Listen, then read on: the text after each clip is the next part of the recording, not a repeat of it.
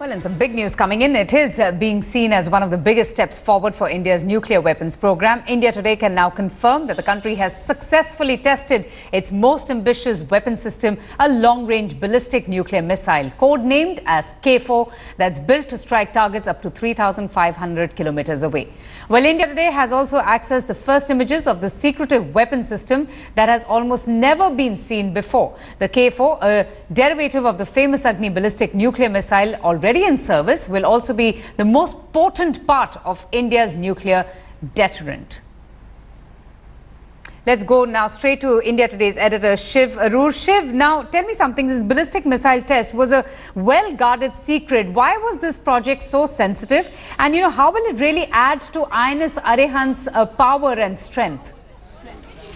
Hugely sensitive missile test, and the K-4 can easily be described as India's most ambitious, most complicated weapon system, ever developed in country, and it has been developed entirely in country. So these two missile tests that India today can now confirm happened on the 7th of March and the 31st of March of the K-4 missile, is something that will be a huge tribute to India's military scientists. Now, the K-4 missile is a submarine-launched ballistic missile. So it's basically a missile that emerges from a submarine while it's underwater, travels through the water to the ocean surface, and then blasts off like a regular ballistic missile. But the K-4 is a very special missile. K, for instance, stands for Kalam, Dr. Kalam. It's a tribute to his own contribution to India's weapons program.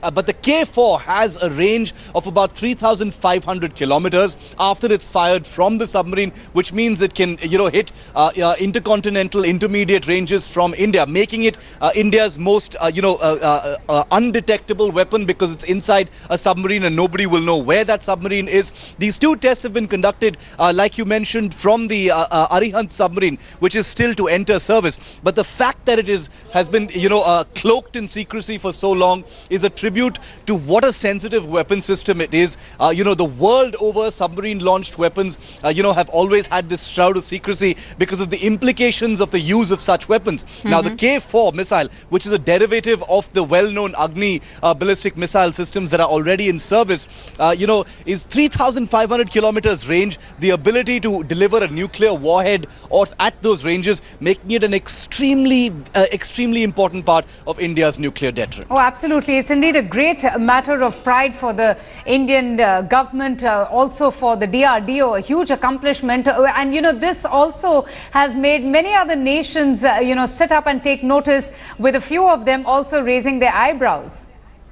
The thing is, since this missile test hasn't been officially acknowledged by the Indian government for obvious reasons, unlike, other missile tests like the Prithvi or the Agni, the K-4 is not officially acknowledged by the government for, the reasons of secrecy. The program itself is of a classified nature, etc., etc. But that has never stopped countries from taking notice.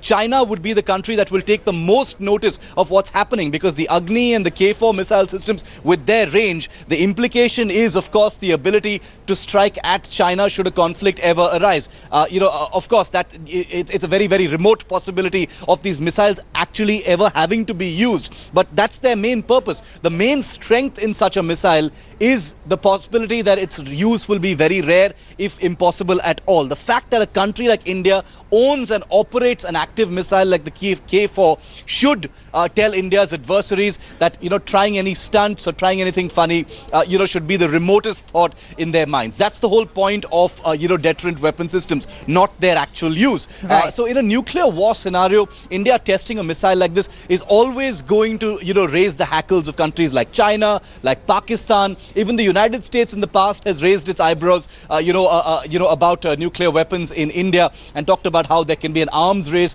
between India and Pakistan, or India and China. Remember, India strategically sees, adversarial sort of efforts from both Pakistan as well as China. So in that strategic context, the testing of a missile like the K-4 takes huge prominence. Also, Shiv, very quickly, it also adds so much strength and power and muscle to INS Arihant, which is also an indigenous submarine.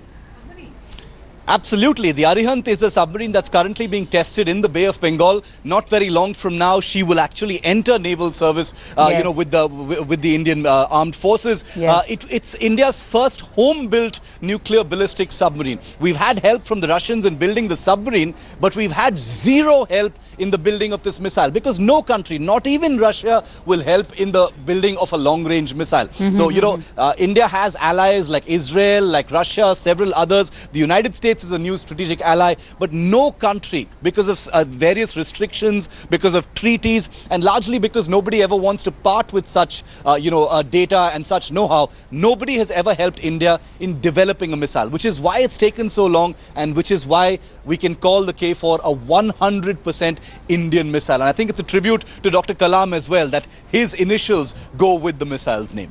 All right, Shiv. Thank you so much for joining us and getting us all the latest updates and details on the successful launch of the ballistic K-4 missile. Now, Munir is still to be arrested. He is the prime suspect in this case. He's also related to the NIA DSP, is what UP police sources are telling India today. We will continue to track that story. But moving on, one of India's most famous women bikers, Veenu Paliwal, she's passed away in a road accident. Now, Paliwal died in a motorcycle accident in Madhya Pradesh's Vidisha district.